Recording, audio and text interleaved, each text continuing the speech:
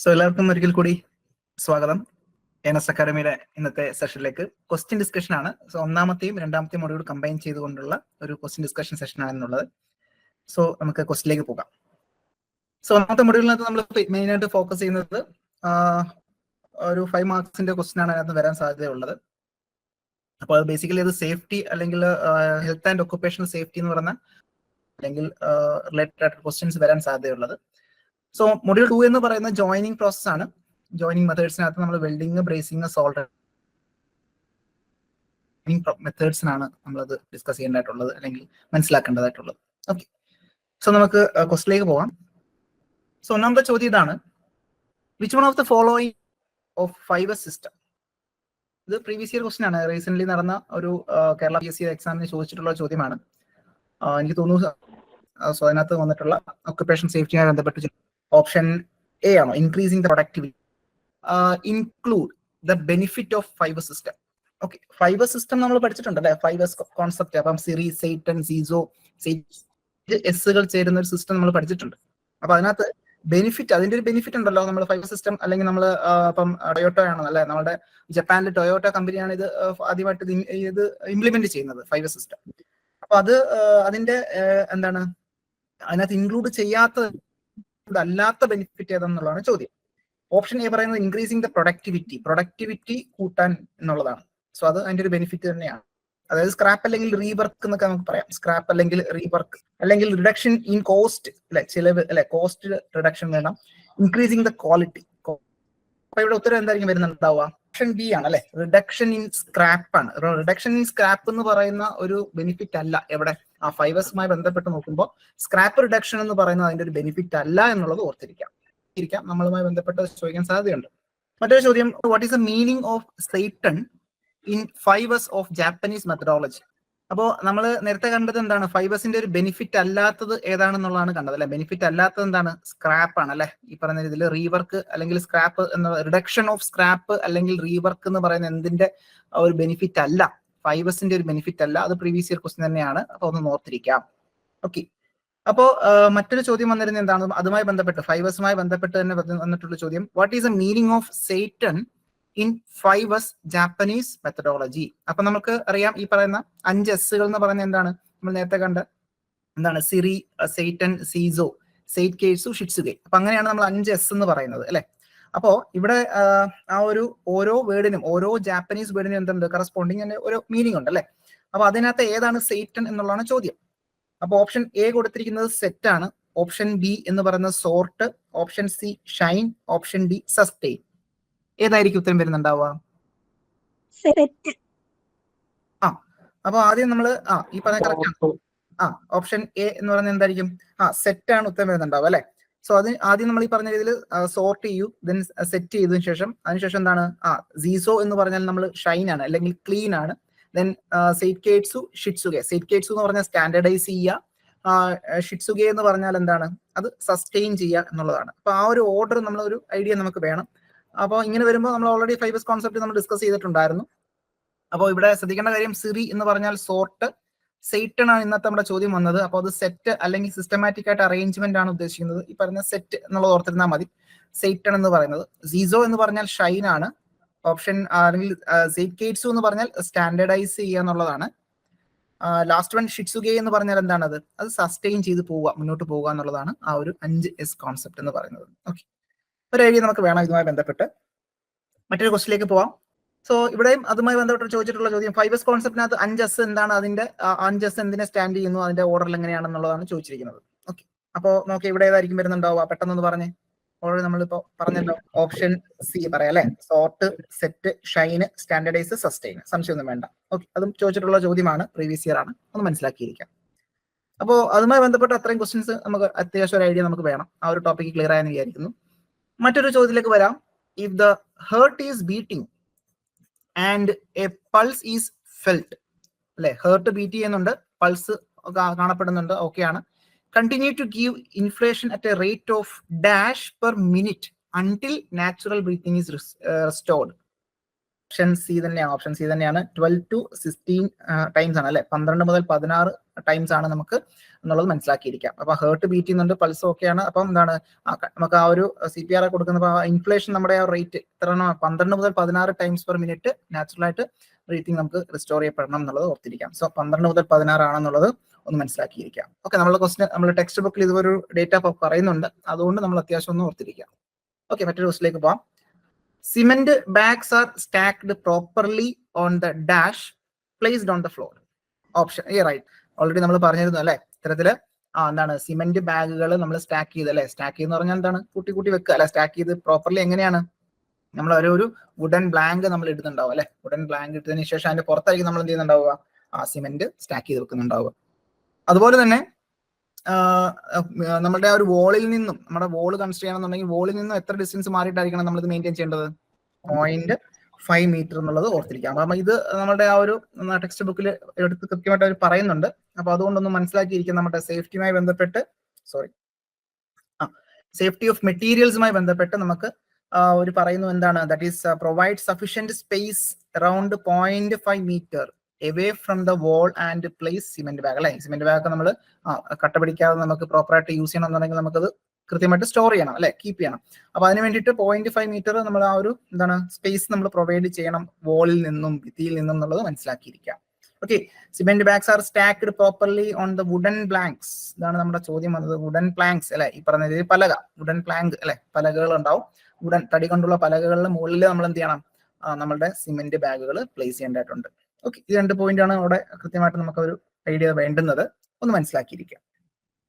Okay, അടുത്തൊരു ക്വസ്റ്റിലേക്ക് പോവാം. The following extinguisher is suitable for cotton or other textile material, അല്ലെങ്കിൽ textile fire. The following extinguisher, ഏത് extinguisher ആണ് നമ്മൾ യൂസ് ചെയ്യുന്നത് സ്യൂട്ടബിൾ ആയിട്ടുള്ളത് for cotton or other textile fire? Water. Previous year question തന്നെയാണ്. Water based ആയിട്ടുള്ള അല്ലെങ്കിൽ class A fire അല്ലെ, ക്ലാസ് എ ഫയറിനകത്ത് വരുന്ന വാട്ടർ ബേസ്ഡ് ആയിട്ടുള്ള ഫയർ ആണ് നമ്മൾ, അല്ലെങ്കിൽ വാട്ടർ ബേസ്ഡ് ആയിട്ടുള്ള എക്സ്റ്റിംഗ്വിഷേഴ്സ് ആണ് നമ്മൾ എവിടെ യൂസ് ചെയ്യുന്നത്, കോട്ടൺ, അതർ സോളിഡ് മെറ്റീരിയൽസ്, അല്ലെങ്കിൽ പേപ്പർ, അങ്ങനെയൊക്കെയുള്ള ഐറ്റംസിന് നമ്മൾ സാധാരണ യൂസ് ചെയ്യുന്നുണ്ടാവുക. ഓക്കെ, ഓർത്തിരിക്കാം, പ്രീവിയസ് ക്വസ്റ്റ്യൻ തന്നെയാണ്. മറ്റൊരു ചോദ്യത്തിലേക്ക് പോവാം. What is smothering in fire extinguishing? ഇതെല്ലാം പ്രീവിയസ് ഇയർ ക്വസ്റ്റ്യൻ തന്നെയാണ്. സ്മൂതറിംഗ് എന്ന് പറഞ്ഞാൽ നമുക്കറിയാം സപ്ലൈ, ഓക്സിജന്റെ സപ്ലൈ കട്ട് ചെയ്യുന്നതിനാണ് സ്മൂതറിംഗ് എന്ന് പറയുന്നത്. അതായത് ഫയർ നമുക്ക് അണയ്ക്കണമെന്നുണ്ടെങ്കിൽ ഫയർ ട്രയാങ്കിൾ നമ്മൾ പഠിക്കുന്നുണ്ടാവും അല്ലെ. ഫയർ ട്രയാങ്കിളിനകത്ത് എന്തൊക്കെയാണുള്ളത് നമുക്കറിയാം. അത് കത്തണമെന്നുണ്ടെങ്കിൽ ഓക്സിജൻ വേണം, അല്ലെങ്കിൽ ഫ്യൂവല് വേണം അല്ലെ. അതിനുശേഷം അതിനെന്താണ് ഒരു ടെമ്പറേച്ചർ അല്ലെങ്കിൽ ഹീറ്റ് വേണം അല്ലെ. അപ്പൊ അത്തരത്തിലുള്ള 3 കാര്യങ്ങളാണ് മെയിൻ ആയിട്ട് നമുക്ക് ഒരു ഫയർ കത്തണമെന്നുണ്ടെങ്കിൽ വേണ്ടുന്നത്. അപ്പൊ ഓരോന്നും നമ്മൾ ക്യാൻസൽ ചെയ്യുന്നതിനനുസരിച്ച് അല്ലെ, ഈ പറഞ്ഞതിൽ അതിനകത്ത് നിന്ന് ഓക്സിജൻ കട്ട് ചെയ്യണമെന്നുണ്ടെങ്കിൽ നമ്മൾ എന്ത് പറയുന്നു, ഇത്തരത്തിൽ സ്മൂതറിംഗ് എന്ന് പറയുന്നു. ഫ്യൂലാണ് കട്ട് ചെയ്യുന്നുണ്ടെങ്കിൽ അതിനെ നമ്മൾ സ്റ്റാർവിംഗ് എന്ന് പറയുന്നു. ഹീറ്റ് അല്ലെങ്കിൽ ടെമ്പറേച്ചർ കുറയ്ക്കുന്നതിന് നമ്മൾ കൂളിംഗ് എന്ന് പറയുന്നു. അപ്പൊ അങ്ങനെ 3 കാര്യങ്ങൾ ഒരു ഐഡിയ നമുക്ക് വേണം. അപ്പൊ ഇവിടെ സ്മൂതറിംഗ് എന്നുള്ള ഒരു ടോപ്പിക് പോയിന്റ് ആണ് ചോദിച്ചത്. അപ്പം എന്താണ്, stop the supply of oxygen ആണെന്നുള്ളത് ഓർത്തിരിക്കാം. ഓക്കെ, അപ്പൊ ഇവിടെ നമ്മളിപ്പോ പറഞ്ഞ കാര്യം തന്നെയാണ് സ്റ്റാർവിംഗ്, സ്മൂതറിംഗ്, കൂളിംഗ് അല്ലെ. സ്റ്റാർവിംഗ് എന്ന് പറഞ്ഞാൽ എന്താണ്, നമ്മളിപ്പോ പറഞ്ഞ പോലെ ഫ്യൂവലാണ്. ഫ്യൂവൽ കട്ട് ചെയ്യുമ്പോൾ നമുക്ക് സ്റ്റാർവിംഗ് വരും. അതുപോലെ തന്നെ സ്മൂതറിംഗ് എന്ന് പറഞ്ഞാൽ കറസ്പോണ്ടിങ് സഹായിക്കുന്ന ഓക്സിജൻ നമ്മൾ കട്ട് ചെയ്യണമെന്നുണ്ടെങ്കിൽ സ്മൂതറിംഗ് ആണ്. അല്ലെങ്കിൽ കൂളിംഗ് എന്ന് പറയുന്നത് എന്തായിരിക്കും, ഈ പറഞ്ഞതിൽ ടെമ്പറേച്ചർ കുറയ്ക്കാൻ വേണ്ടിയിട്ടാണ് നമ്മൾ കൂളിംഗ് നമ്മൾ യൂസ് ചെയ്യുന്നുണ്ടാവുക. ഓക്കെ, ഒരു ഐഡിയ നമുക്ക് വേണം. മറ്റൊരു ചോദ്യത്തിലേക്ക് പോവാം.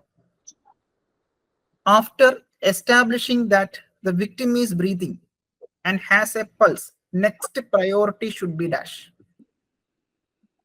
ഒരാള് ഒരു ഫസ്റ്റ് എയ്ഡുമായി അല്ലെങ്കിൽ ഒരാൾ ഒരു ആക്സിഡന്റിൽ പെട്ട് കിടക്കുകയാണ്.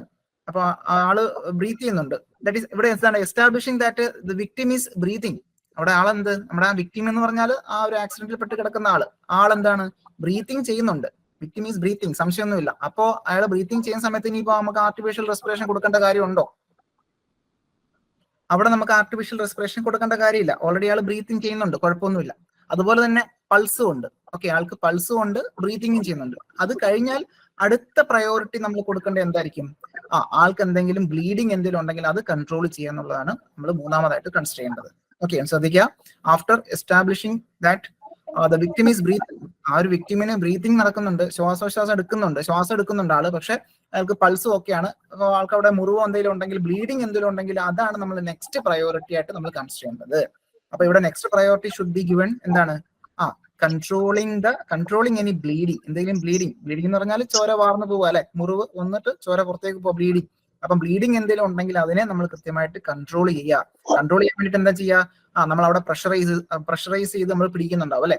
ഒന്നെങ്കിൽ നമ്മൾ ടൈറ്റ് ആയിട്ട് എന്തെങ്കിലും എന്താണ് കെട്ടിയതിന് ശേഷം ടൈറ്റ് ആയിട്ട് കെട്ടിയതിന് ശേഷം ഒന്ന് പ്രഷറൈസ് ചെയ്ത് നമ്മൾ എന്ത് ചെയ്യുന്നുണ്ട്, അത് ആ ബ്ലീഡിങ് നിർത്തുന്നുണ്ടായിട്ടുണ്ട്. ഓക്കെ, അപ്പൊ അതൊന്ന് ഓർത്തിരുന്നാൽ മതി. അപ്പം ഇവിടെ വിക്ടിം ഓൾറെഡി ബ്രീത്തിങ് ആണ്. അപ്പൊ ആ ബ്രീത്തിങ് ചെയ്യുന്ന സമയത്ത് നമ്മളിപ്പോൾ ആർട്ടിഫിഷ്യൽ ആയിട്ട് CPR ഒന്നും കൊടുക്കേണ്ട കാര്യമില്ല ശരിക്കും. അപ്പൊ അടുത്ത് നോക്കേണ്ടത് നമ്മളുടെ ആ ഒരു ബ്ലീഡിങ് എന്തെങ്കിലും ഉണ്ടെങ്കിൽ അത് നിർത്തുക എന്നുള്ളതാണ് നമ്മുടെ അടുത്ത പ്രയോറിറ്റി. അപ്പൊ അത് മനസ്സിലാക്കി കേട്ടോ. ഫൈൻ. അടുത്തൊരു ചോദ്യത്തിലേക്ക് പോവാം. Wear safety shoes or boots is comes under which safety? ഇതെല്ലാം പ്രീവിയസ് ഇയർ ക്വസ്റ്റ്യൻ തന്നെയാണ്. പല എക്സാമ്പിൾക്കായിട്ട് പല ഡിപ്പാർട്ട്മെന്റുകളിൽ ചോദിച്ചിട്ടുള്ളതാണ്. ചിലത് സിവിലിൽ ചോദിച്ചിട്ടുള്ളതുണ്ട്, മെക്കാനിക്കലിൽ ചോദിച്ചിട്ടുള്ളതുണ്ട്. അപ്പൊ ഇവിടെ safety shoes and boots is comes under which safety? ഏത് സേഫ്റ്റിയിലാണ് ഈ പറയുന്ന സേഫ്റ്റി ഷൂസും ബൂട്ട്സും വരുന്നത് എന്നുള്ളതാണ് ചോദ്യം. Option A personal safety, option B general safety, option C machine safety, option D എൻവയോൺമെന്റൽ സേഫ്റ്റി. സംശയമൊന്നും വേണ്ട, നമ്മളെ PPE പഠിച്ചിട്ടുണ്ട് അല്ലെ. പേഴ്സണൽ പ്രൊട്ടക്റ്റീവ് എക്യുപ്മെന്റ്സിനകത്താണ് ഇത്തരത്തിൽ എന്ത് വരുന്നുണ്ടാവുക, ഈ ഗം ബൂട്ട്സ് അല്ലെങ്കിൽ സേഫ്റ്റി ഷൂസ് ഒക്കെ വരുന്നുണ്ടാവുക. അപ്പൊ ഓപ്ഷൻ എ തന്നെയാണ്, സംശയമൊന്നും വേണ്ട, പേഴ്സണൽ സേഫ്റ്റി തന്നെയാണ് നമ്മളുടെ ഉത്തരം വരുന്നുണ്ടാവുക. ഓക്കെ, ക്ലിയർ ആണെന്ന് വിചാരിക്കുന്നു. അടുത്ത ചോദ്യത്തിലേക്ക് പോവാം.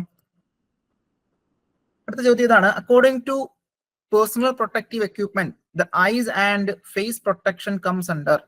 അപ്പൊ BIS സ്റ്റാൻഡേർഡ് പ്രകാരം, bureau of Indian standard BIS പ്രകാരം നമ്മൾ ഈ പറയുന്ന പേഴ്സണൽ പ്രൊട്ടക്റ്റീവ് എക്യുപ്മെന്റ്സിനെ സ്റ്റാൻഡേർഡൈസ് ചെയ്യുന്നുണ്ട്. ഓക്കെ, അതിനകത്ത് eyes and face protection comes under ഏതാണെന്നുള്ളതാണ് ചോദ്യം. PP1, PP3, 5 സംശയമൊന്നും വേണ്ട അല്ലെ. അപ്പൊ PP5 ആണ് നമ്മളുടെ ഉത്തരമായിട്ട് വരുന്നുണ്ടാവുക. PP5. ഓക്കെ, PP5 തന്നെയാണ് PP. അപ്പൊ അതൊന്ന് ഓർത്തിരിക്കാൻ മതി. അതായത് 8 PPE സ്റ്റാൻഡേർഡുകളാണ് ഉള്ളത്. ഒന്നെന്ന് പറയുന്ന ഹെൽമെറ്റ് ആണ്. ഒന്നാമത് എന്ന് പറയുമ്പോൾ എന്താണ്, ഇത് നമ്മളുടെ ഒന്നാണ് അല്ലെ, ഹെൽമെറ്റ് ആണ്. ഒന്ന് കഴിഞ്ഞ് നേരെ താഴെ പോകണം. രണ്ടെന്ന് പറഞ്ഞാൽ എന്താണ്, സേഫ്റ്റി ഷൂ ആണ്. ഓക്കെ, മൂന്നെന്ന് പറയുന്നത് റെസ്പിറേറ്ററി പ്രൊട്ടക്റ്റീവ് എക്യുപ്മെന്റ്സ് ആണ്. ഈ പറഞ്ഞ രീതിയിൽ മാസ്ക് അങ്ങനെയൊക്കെ എന്തുണ്ടെങ്കിൽ അത് മൂന്നായിട്ട് വരും അല്ലെ, മൂന്നായിട്ട് വരുന്നുണ്ടാവും. ദെൻ ആംസ് അല്ലെ, 4 ആംസ് നമ്മൾ പറയാറില്ലേ, 4 ആംസ്. അപ്പൊ 4 ആംസ് ആണ്. ജസ്റ്റ് ഓർത്തിരിക്കാൻ വേണ്ടിയിട്ടാണ്, 4 ആംസ് ആണ്. അപ്പം 4 എന്ന് പറയുന്നത് എന്താണ്, ആംസ് ആൻഡ് ഹാൻഡ് പ്രൊട്ടക്ഷൻ ആണ്. 5 എന്ന് പറയുന്നത് ഐസ് ആണ് അല്ലെ, 5 എന്ന് പറയുന്നത് ഐ ആണ്, അല്ലെങ്കിൽ ഫേസ് പ്രൊട്ടക്ഷൻ ആണ്. 6 എന്താണ്, പ്രൊട്ടക്റ്റീവ് ക്ലോത്തിങ്. നമ്മുടെ ഏപ്രോൺസ് ഒക്കെ ഉണ്ടല്ലോ, അത്തരത്തിലുള്ള പ്രൊട്ടക്റ്റീവ് ക്ലോത്തിങ് ആണ് ഉദ്ദേശിക്കുന്നത്. 7 എന്ന് പറയുന്നത് PP7 എന്ന് പറയുന്നത് ഇയർ പ്രൊട്ടക്ഷൻ ആണ്. ഇയർ ബഡ്, ഇയർ മഫിൾസ് ഒക്കെ ഉണ്ടാവും, അത് ഇയർ പ്രൊട്ടക്ഷനുമായി ബന്ധപ്പെട്ട് PP7 ആണ്. ഏറ്റവും അവസാനമായിട്ടുള്ളത് PP8 ആണ്. അപ്പൊ എത്ര PPE സ്റ്റാൻഡേർഡ് ഉണ്ടെന്ന് ചോദിച്ചു കഴിഞ്ഞാൽ അവിടെ 8 ആണ് ഉത്തരം. ഓക്കെ, അപ്പൊ 8 സ്റ്റാൻഡേർഡുകളാണ് PPE ഉള്ളത്.